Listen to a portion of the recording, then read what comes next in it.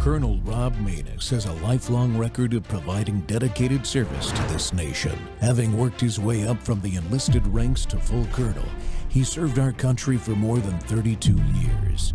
He has served as a bomber squadron commander, bomb disposal technician, Joint Chiefs of Staff operations officer, assisted the national security team with the campaign plan for the global war on terrorism. He authored the first theater nuclear war plan and served as the vice commander of America's largest airborne intelligence wing. Colonel Rob Maness is a true American hero.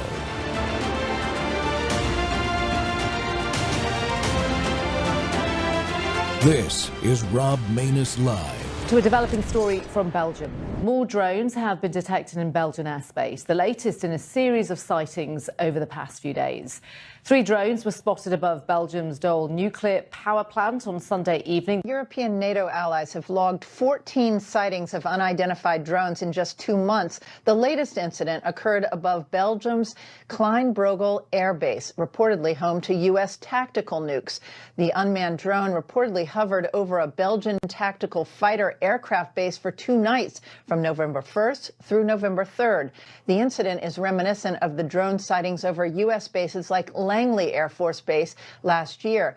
Belgium's Defense Minister Theo Franken confirmed multiple drones were spotted over the NATO-linked base last weekend. Quote, a drone jammer was used, but without success. A helicopter and police vehicles pursued the drone, but lost it after several kilometers.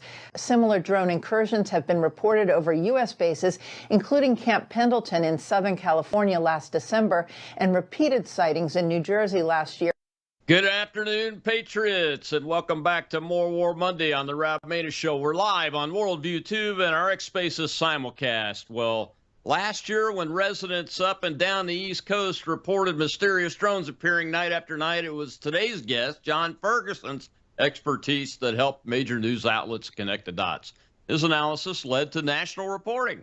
But now unidentified drones are appearing over Fort McNair, the same base where Secretary of State Marco Rubio and Secretary of War Pete Hegseth live. And that is more than a curiosity. All of these have been more than a curiosity. It's a warning sign, people. According to multiple reports, the drones were detected on a single night within the past 10 days, and officials could not determine their origin. We've also seen multiple unidentified drones flying over a nuclear bomber base in Louisiana for several nights in a row, also of unknown origin. And it's reported that the defensive systems at the base failed to down any of these drones.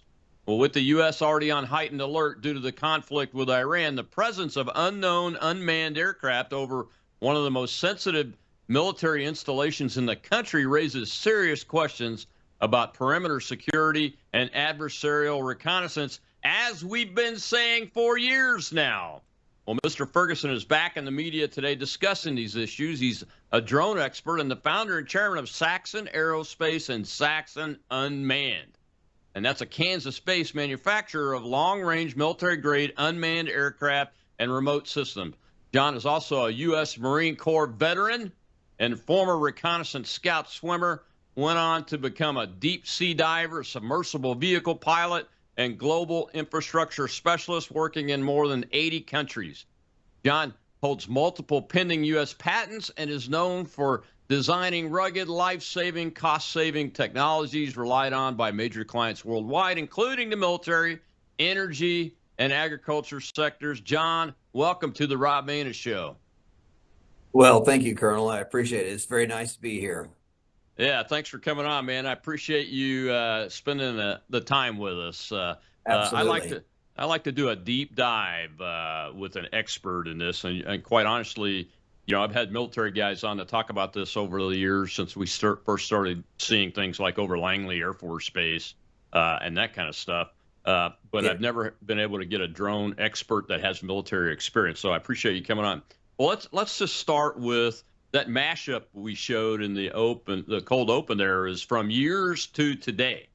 And people need to understand what is really happening here. What do you think is really happening with these types of incidents? Well, the first thing that I would like to think of is that these are just people who are ill-equipped and ill-informed with just model, commercial type drones that you can buy from Best Buy. If you look at these aircraft that are flying over, they're using nav lights and they're trying to stay within the FAA guidelines, it seems, so that would be my first hope is that they're just people who just don't know the rules or are not proper, drone pilots through the FAA. However, the nefarious side of this is that if they're using Chinese type drones like the DJI drones, they're collecting data and all that data is going back to China. So uh, that in alone is a breach in our security. But it's not unlikely that our adversarial nations who are here and here illegally are getting their hands on these types of systems, and they're probing our defenses. And so far, I believe our defenses aren't they're not doing great. They're doing well. They're not doing great. Yeah, I mean, when we first broke the news about the Langley incident that had drones, up to 100 of them for 17 nights in a row, and the generals there, I mean, it's headquarters, Air Combat Command, so you got 4-star generals on down, and the wing commander, I think, is the 1-star at the time, were helpless. They didn't have any authority to bring any of these down, and so that's like in December 2 years ago. I believe it was. And folks were talking about we've got to get our defenses up. We've been assured that we have defenses. The McNair incident doesn't bother me nearly as much as the nuclear bomber base incident, which had multiple drones, lights off, in an area where a guy that's connected to Chinese communist companies owns a golf course at the north and south end of the runway. So 2 golf courses.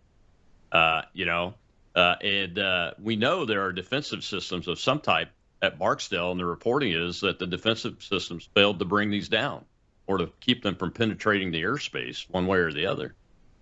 That's concerning, isn't it? That is extremely concerning, and flying these aircraft that are $2,000 and $3,000 and $4,000, $5,000 or $10,000 or $200,000 like mine. If they have the ability to penetrate that airspace, then that is absolutely unacceptable. And I do realize that, and you as well with your past experiences, that the counter drone systems that we have today are either they're going to send out a microwave pulse, or they'll send out a laser, or they'll disrupt the frequencies that we use, Mm-hmm. for the most part here in the United States. But the problem is what's behind that drone. We don't want to take down manned aviation or have the probability of taking down manned aviation. So, that technology is very limited. However, it's effective, but the ranges are very limited. So if they're flying that quantity of aircraft over our bases, then that is absolutely a penetration of our security, our airspace, and that should be dealt with in the most hostile way, if I could say.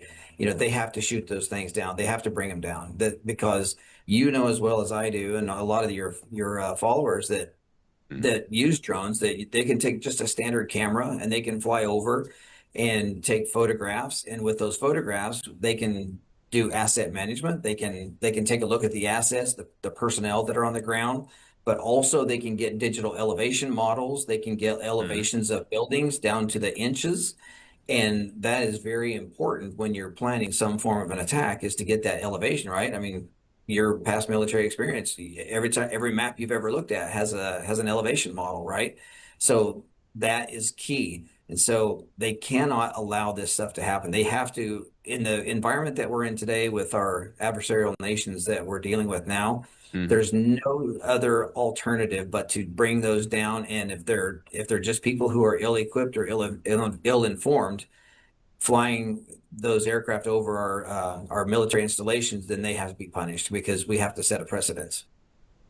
Yeah, yeah. We talked about the Fort McNair thing, and we'll see a clip about that coming into the next segment. But I can see that being somebody that's just not following the rules, that kind of thing, uh, like you. But look, man, we're in a war right now, and Yeah.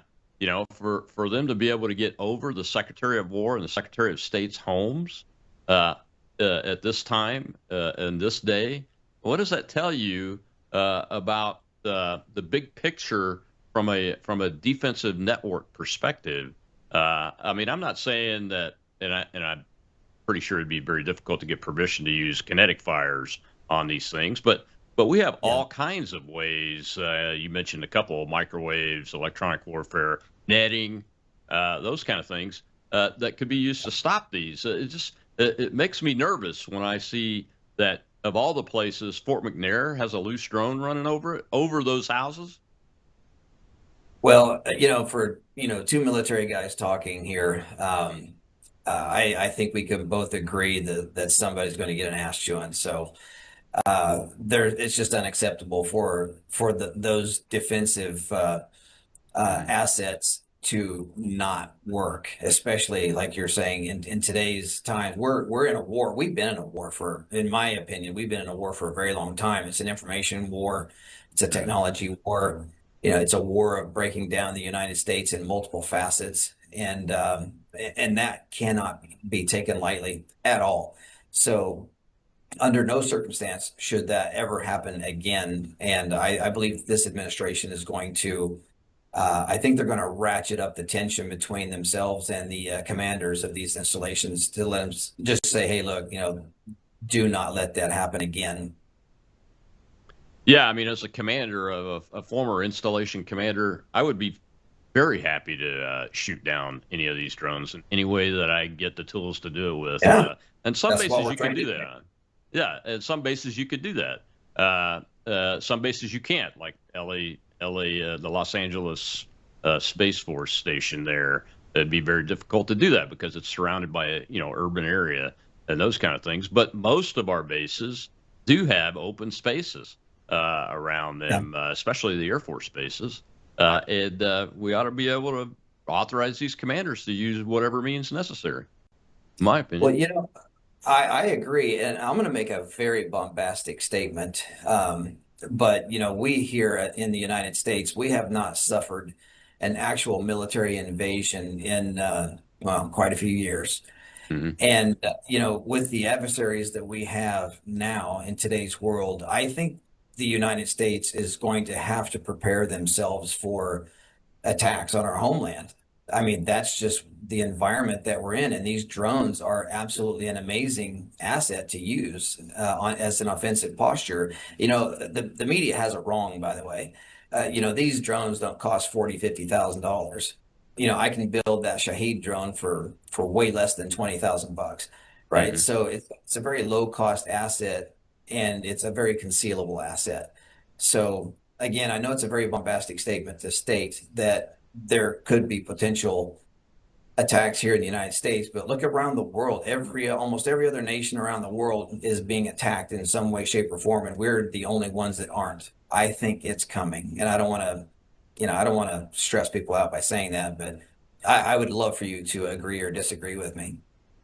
I think the United States government should be preparing the American people very Yeah. publicly that this could happen and is probably going to happen in some form or another before all this is over, even after it's over, because you know that the second 9/11 attack on the Twin Towers was the second attack on the Twin Towers because they failed on the first one. And they have very, very long memories.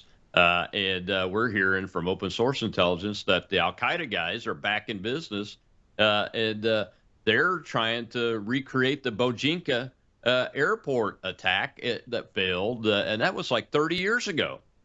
So, yeah, we need to be honest with Well, the American people. The American people are part of our defensive network as designed by the founders, quite frankly. And if the government's hiding things that we don't need to hide from them and not publicizing things that we need to publicize, then something is very, very wrong. We got to take a break, John. When we come back, we'll see that clip about Fort McNair. And I want to talk to our guest about what he sees as a person that produces unmanned aircraft for military and civilian purposes, what he sees as what the enemy is trying to get out of these efforts over our installations. We'll be right back with John Ferguson. It's More War Monday.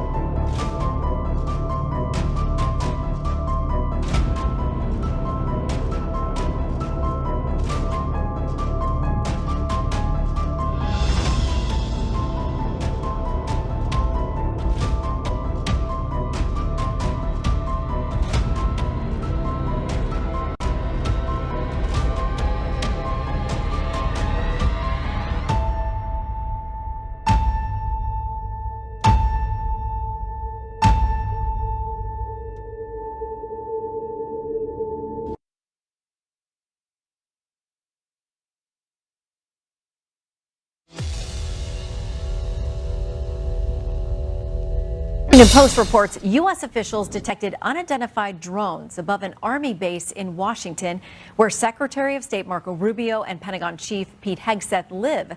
The Post says officials have not determined where those drones came from.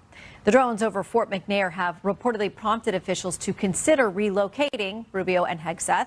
Pentagon's not confirming or denying the reports.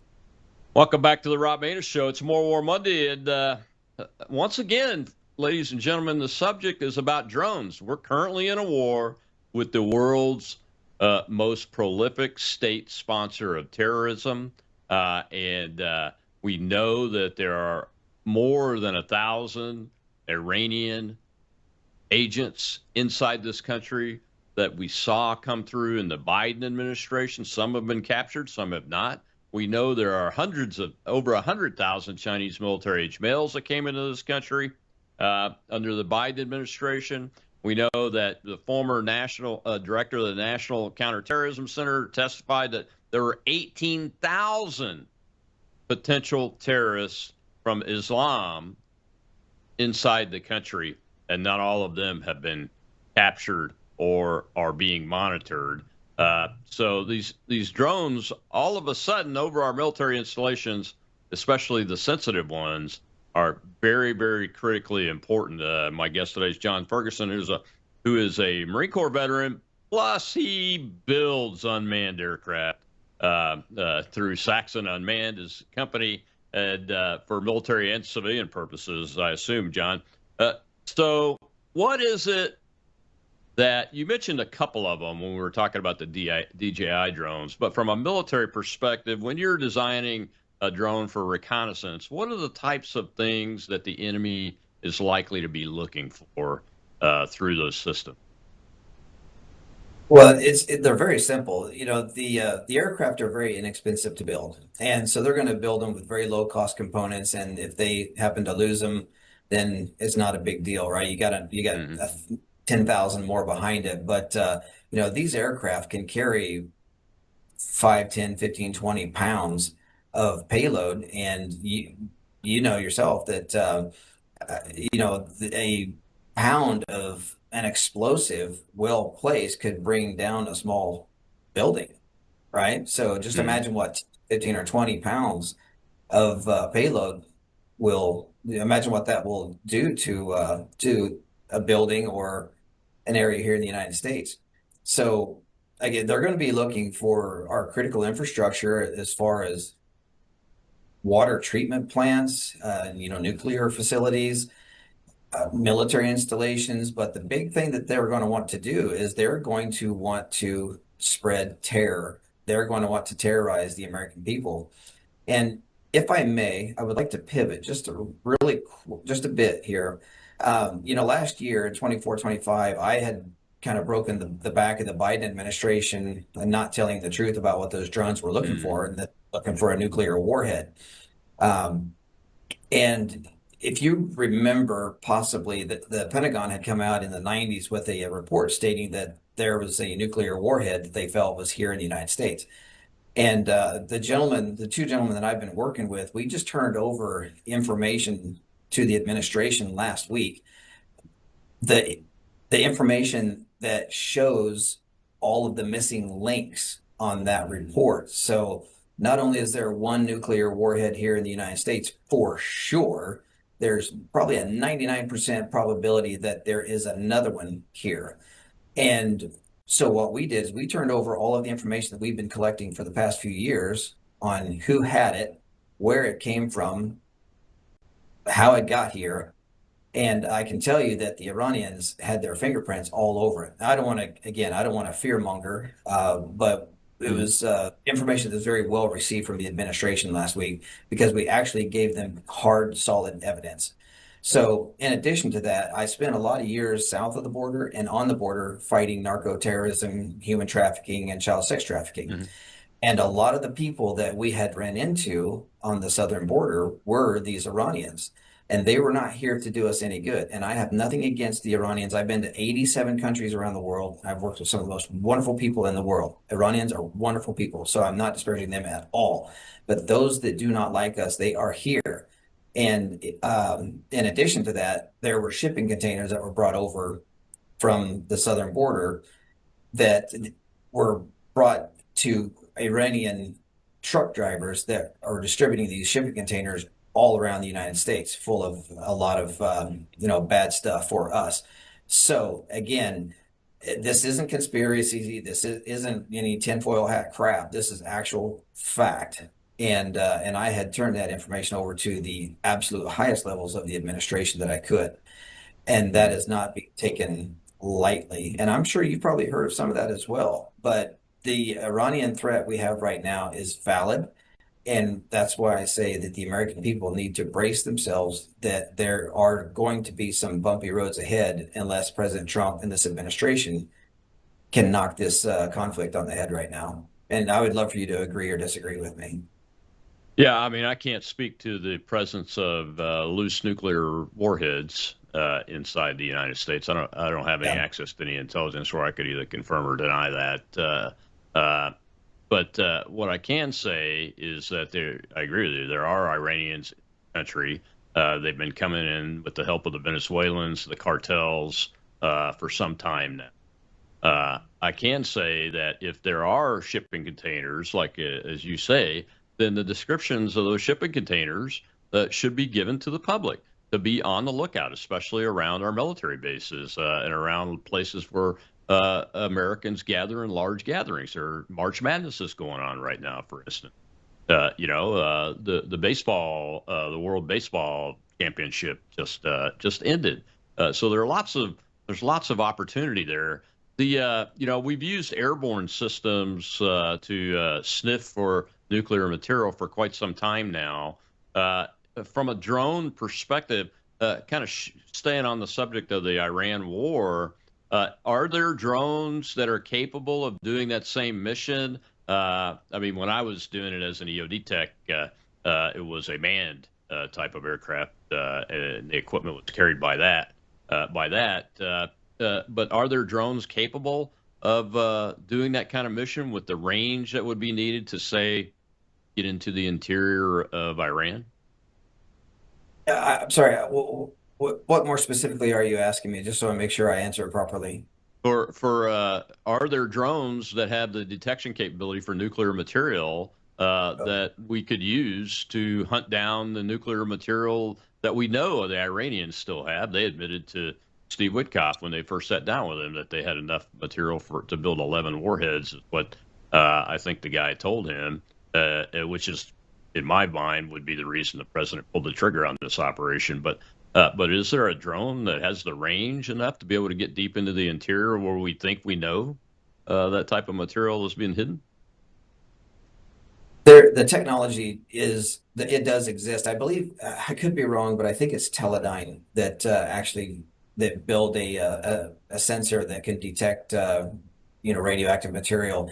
Mm-hmm. Give you an example. We have methane gas detection systems on our aircraft, and we've actually done this, but gone over to Europe and flown over what were thought to be mass graves, and were able to detect, from World War II, but we were able to detect the methane that's still being off-gassed by these mass graves. So, when you're measuring parts per million, then, Hmm. it's incredibly sensitive. And yes, there are radioactive material sensors that can be installed on aircraft and go do that mission. Now, as far as getting deep into the interior of an adversarial nation, that would be pretty challenging. But at least here, home domestically, we could have those sensors on aircraft here in the United States Hmm. and continuously monitoring, what's on the ground. So, but Do you think sorry, go ahead. would it? Do you think it's possible that that type uh, of technology has been miniaturized enough that the adversaries that are flying these drones over, like the nuclear bomber base, are looking for the same thing to see if there is nuclear presence at a certain location on the airfield? Yeah, absolutely. Again, these systems are very small. I mean, they're less than 5 pounds. Hmm. 5 pounds is a pretty average payload size for one of the mid to larger size aircraft. So they absolutely have that compact technology that can actually engage in those types of missions. So and again, like I'll give you an example. Just a standard Sony camera on a drone, or a camera that's on the Hmm. the Chinese drones that we use here a lot in America.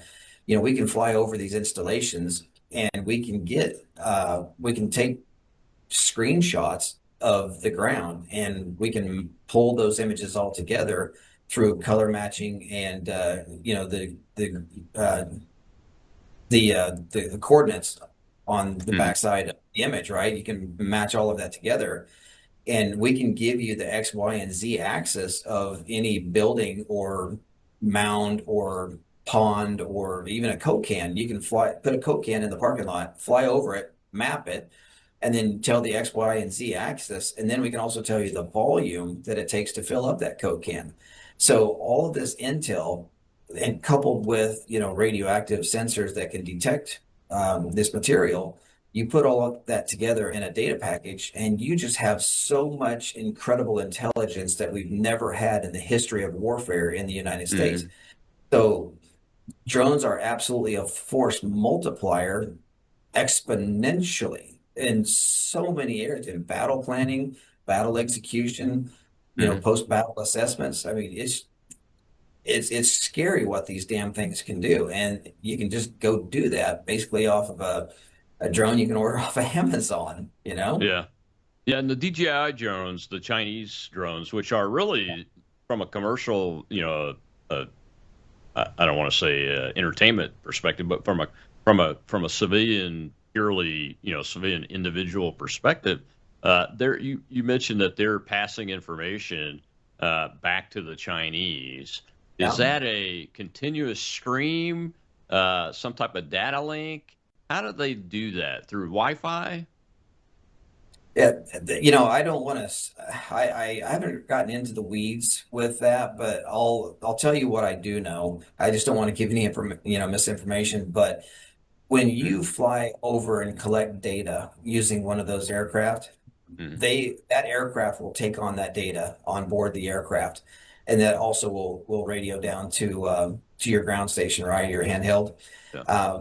But when you update that aircraft, or when that aircraft goes into a Wi-Fi area, then all of that data will be transmitted back to through the software back to China. So that's one of the things that the Biden administration and the Trump administration both had worked on, was, getting those things out of here, and they pretty much have done it to this day, even though you can still buy them.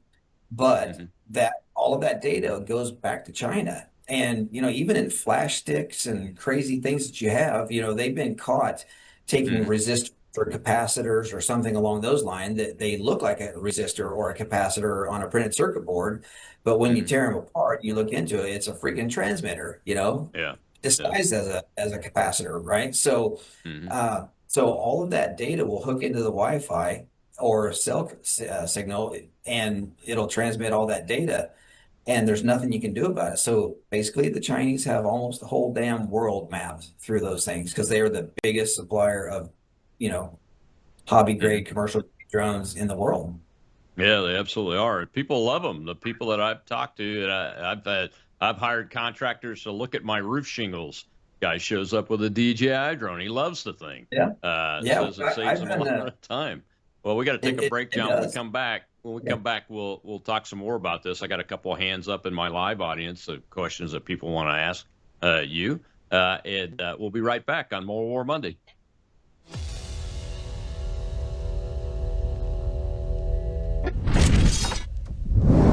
News is moving faster than ever, and so are we.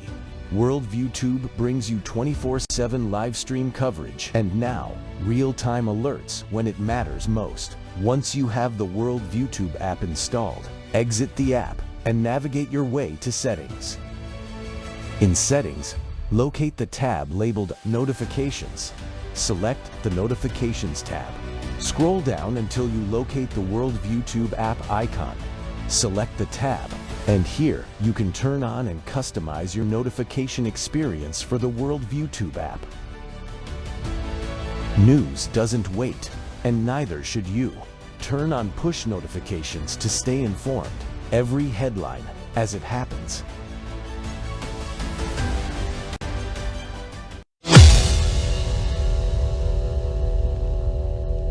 Confidential briefing document reviewed by ABC News is disclosing that what was thought to be a single unauthorized drone flight was actually wave after wave of multiple illegal drone incursions over Barksdale Air Force Base near Shreveport, Louisiana for nearly a week.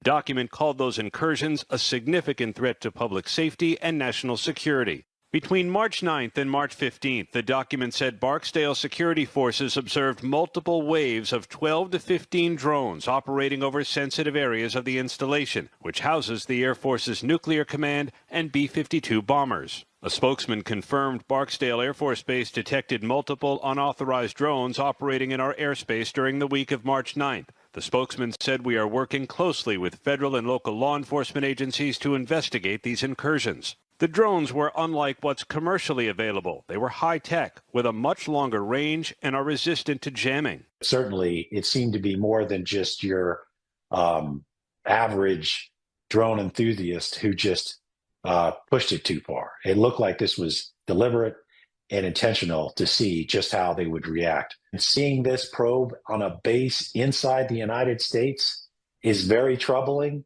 These incursions came little more than a week after the start of the war in Iran, where drones have become a weapon of choice.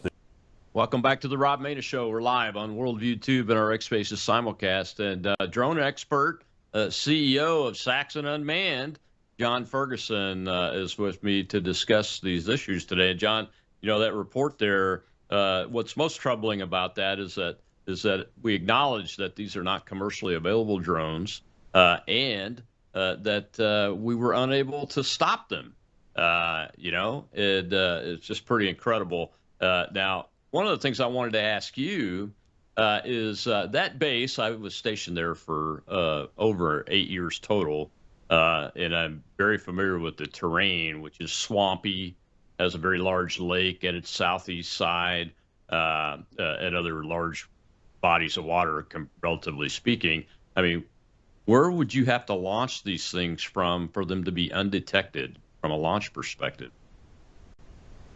Well, you know, that report is very damning, and with it depends on if it's a multicopter or a fixed wing type drone. If it's a multicopter drone, you only have a few miles of range on those, and you fly them in areas where the trees will block the point-to-point communications. Then you know you suffer the probability of losing that aircraft. But you can literally launch them from anywhere. If they're fixed wing drones, then you would certainly need if they're smaller fixed wing drones, then you can hand launch them. But the thing is that these aircraft, it's the FAA regulations state that you have to use a little module called Real ID, so that way the law enforcement can identify those aircraft. If they are flying in no-fly zones, and they're flying more technologically advanced aircraft systems that do not have the real ID. They're flying with their lights off. Then it's very obvious that those are nefarious and that they're testing, the weaknesses in our our infrastructure. So you just don't. If it's a multi-copter, you can just literally launch it on a street under cover, and you could fly through you know an opening, and it just takes nothing to launch these things. So I'd say we've got a lot of work ahead of us if this Yeah. this happened, Yeah, and it especially with wasn't that in that it wasn't in that report, but there is some reporting that at least some of these were fixed wing with about a 4 to 5 meter wingspan. That would need a little bit of runway room, more than likely. Even if it's launched off of a rocket motor type stand, you'd still be able to see it somehow. And they've been flying them at night. Well, we got live audience questions. Let's go ahead and take a couple of questions there. Go ahead. Shell is our host over there. Go ahead, Shell. We have Wib, sir. Thank you, Shell. Thank you, Colonel. Thank you, Mr. Ferguson. My question is a little bit more pedestrian. I would like to know, how are drones organized in our military? Are they an air unit, cyber unit, military police unit? And could that organization be what's limiting us and not keeping us from being successful in defending ourselves? Well, I believe personally, that the FAA has a very taxing job ahead of them that they've been working on. They're trying to figure out how they can integrate these into our airspace. And, the military itself, they still have to follow the FAA regulations unless they're in a controlled environment on a military base.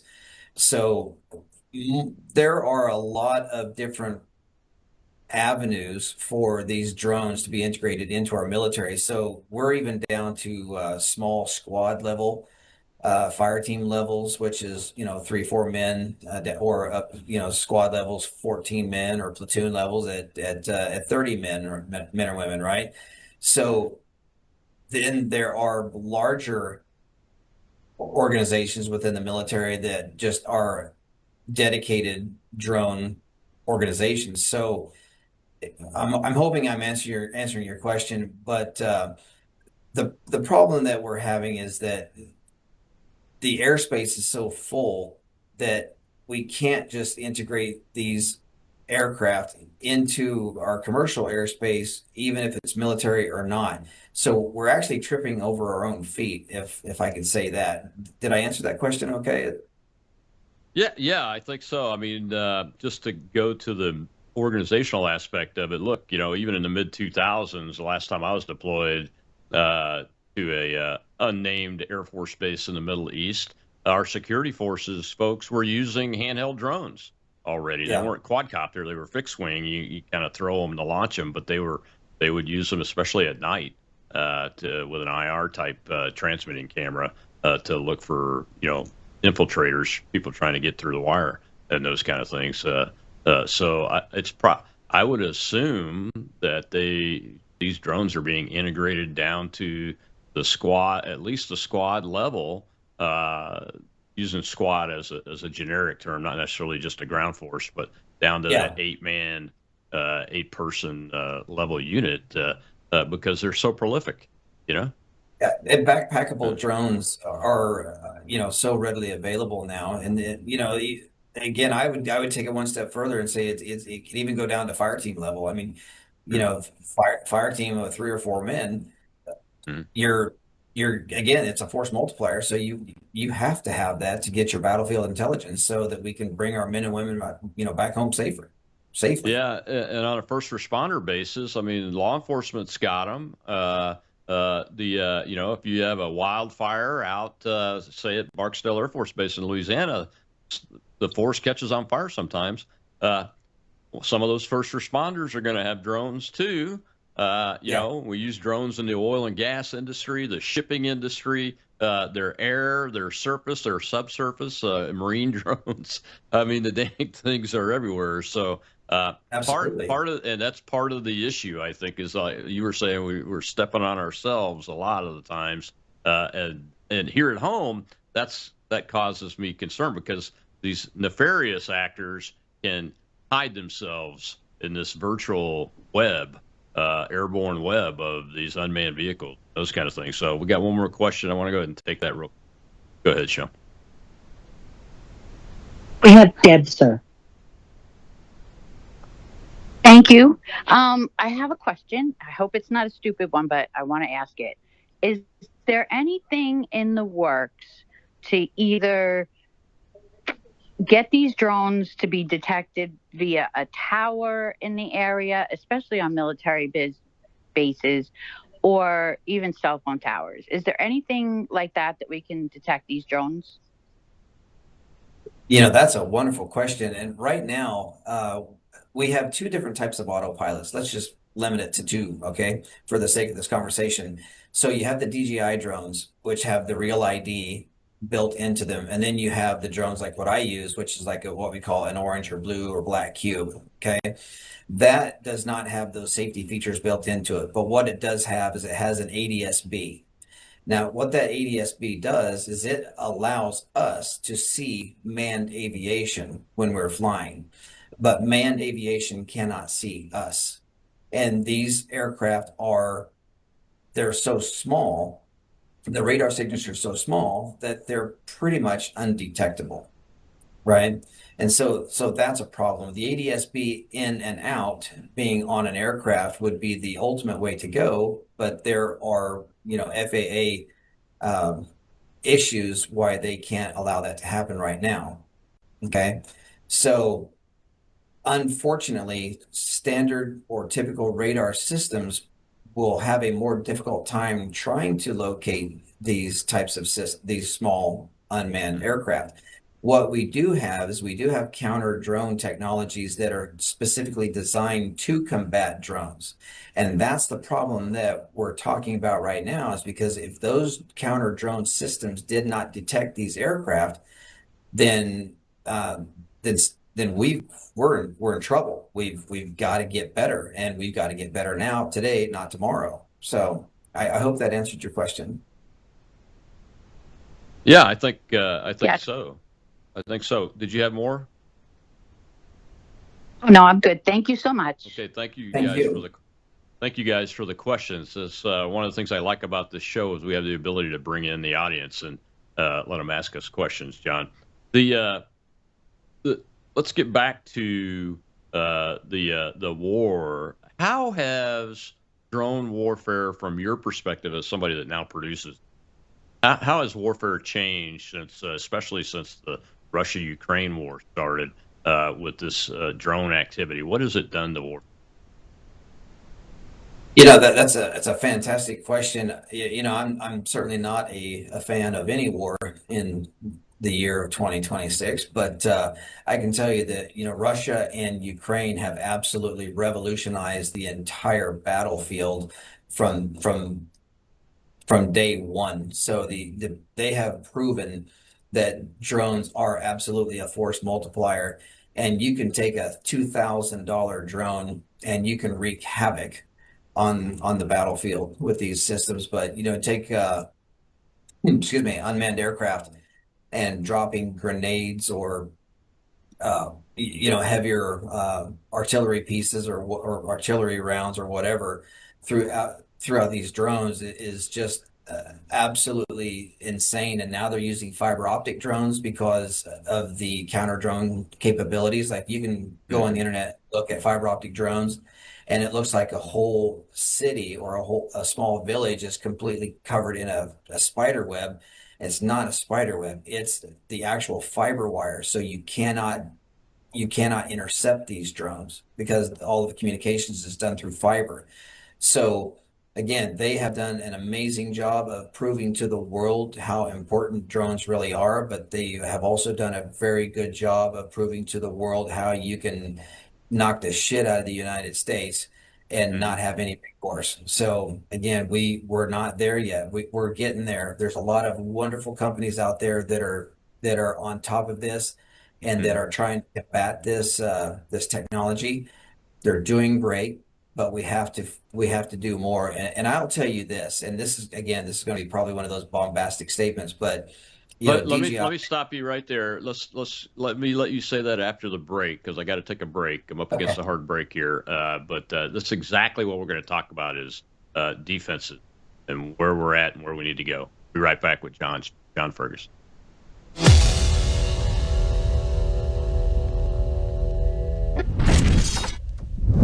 You woke up with a sore throat and a low-grade fever. You know you are getting sick, so here's your choices. You can get sicker and miss work, try to see a doctor this week, or sit hours in a crowded waiting room at urgent care. I have a smarter option for you. Open your medical emergency kit. Match your symptoms to doctor-recommended prescription in your booklet and take the right meds now and get well faster. This is not a first aid kit. It's like having an urgent care in your home. It includes doctor-prescribed medications to treat over 39 medical issues like respiratory infections, strep throat, pneumonia, UTIs, and more. No waiting to see the doctor and no standing in line at the pharmacy. It's right here.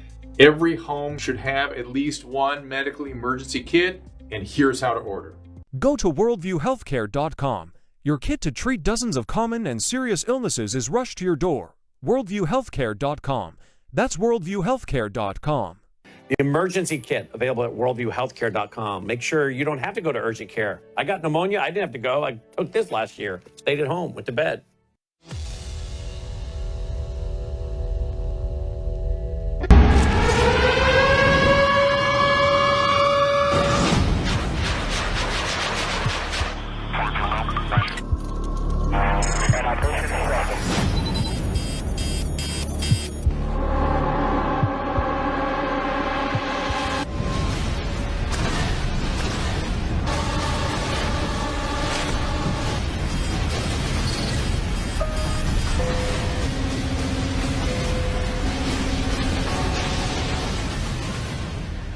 At a time where conventional warfare tactics could prove ineffective, this anti-drone device could be what makes the difference on the battlefield.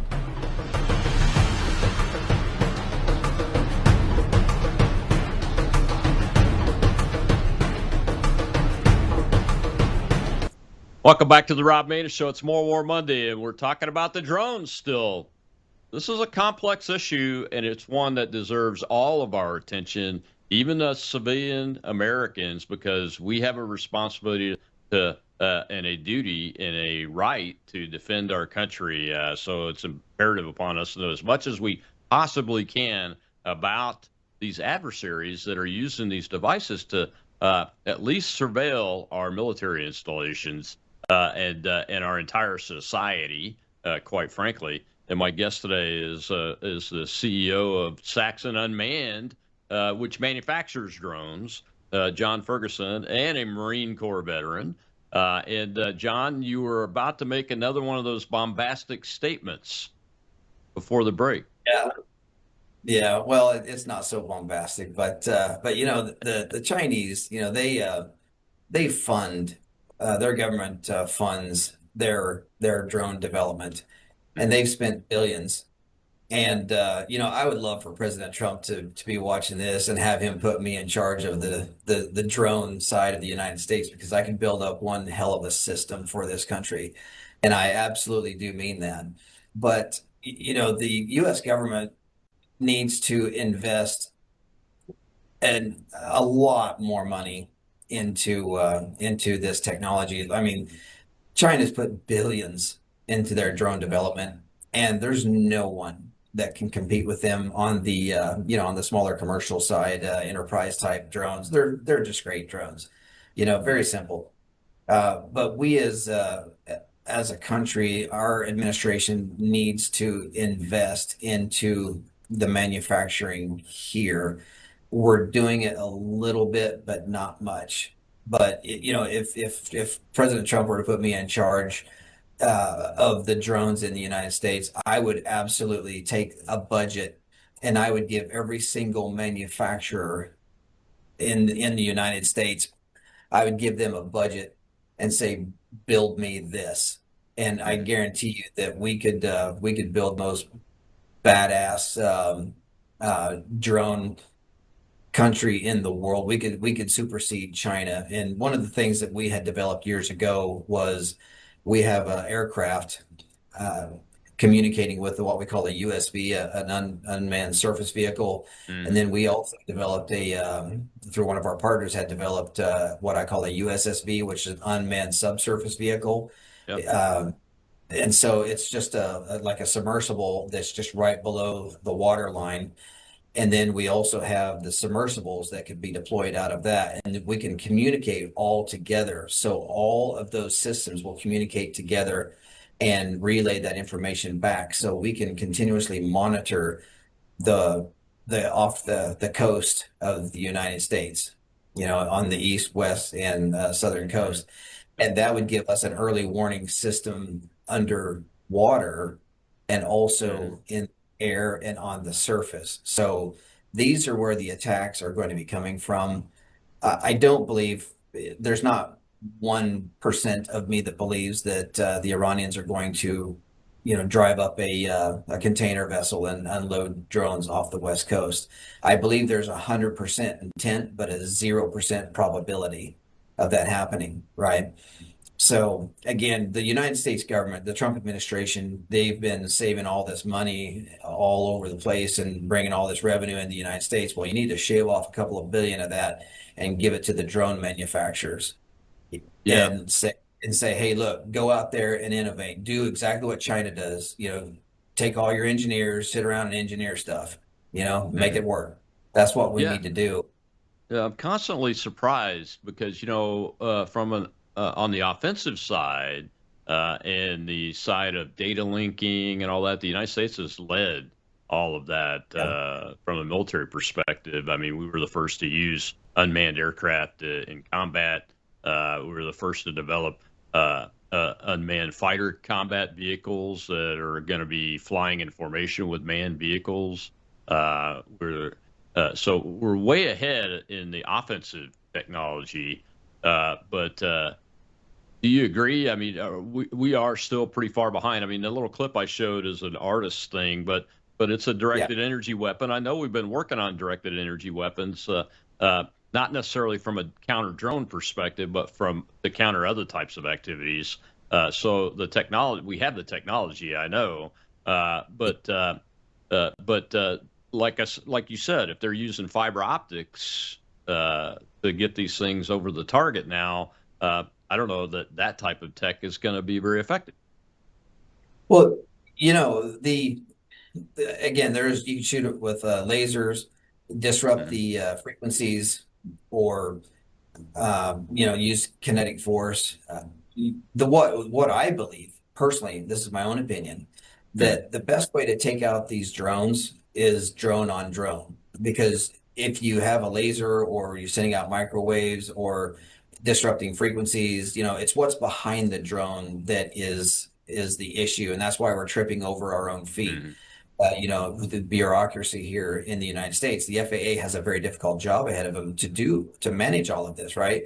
But it's not that difficult. It's not easy. It's not that difficult to launch smaller, inexpensive drones to take out other drones coming into the United States. And like that rendering that you had, that is absolutely the best way to do it. It's kind of a soft kill.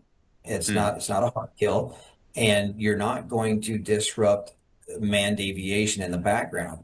That's what we have to do because, again, we have all the technology to do the lasers and the frequencies and all this other crap, but we can't do it because we're afraid of dropping our own commercial or private aircraft.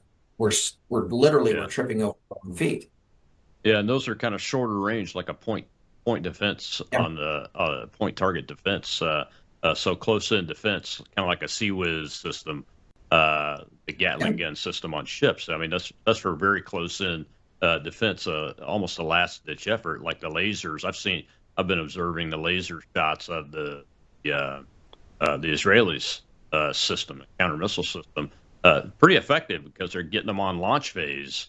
If they can see them and target them, it removes the threat immediately. So Yeah, we ought to be able to do that at close-in defense at our airfields, especially, and have some combination of defenses that are both layered and overlapping that do this. You mentioned using drone on drone. I guess the Ukrainians have developed a concept to put a quad drone onto a Shahed UAV and be able to knock it out of the sky. Is that what you're talking about? No, I'm saying ground launched or something thereof. We this USB that we have, we can take stacks and stacks and stacks and stacks of fixed wing drones and launch those off the coast, right? Or we could put them on our crawler vehicle. We just put stacks of these things on the crawler vehicle and have those out in forward positions and be able to intercept the nefarious drones coming in. I'm not a big fan of the nets because it's just too difficult. But if you have the software where you can identify a target and then you can software to lock on and then interrogate that particular target, that's the best way to go. But um, the biggest problem that you have is physics, and that is the battery life. Multi-type drones only have maybe an hour or so of less than an hour of flight time. So it's hard to be a loitering type of situation there. Putting smaller drones on larger fixed wing assets is absolutely a great idea. But the problem is that, again, we're going back to the bureaucracy here, where the FAA has to deal with, and that's having 1,000 meter or 1,000 foot aircraft. You're going to have to punch out the manned aviation to at least 2,000 meters as the uh, excuse me, the lower altitude that manned aviation could fly if that's what we're going to do. And that's a huge push. So again, battery life is absolutely going to hinder anything like that. And then also the bureaucracy. Okay.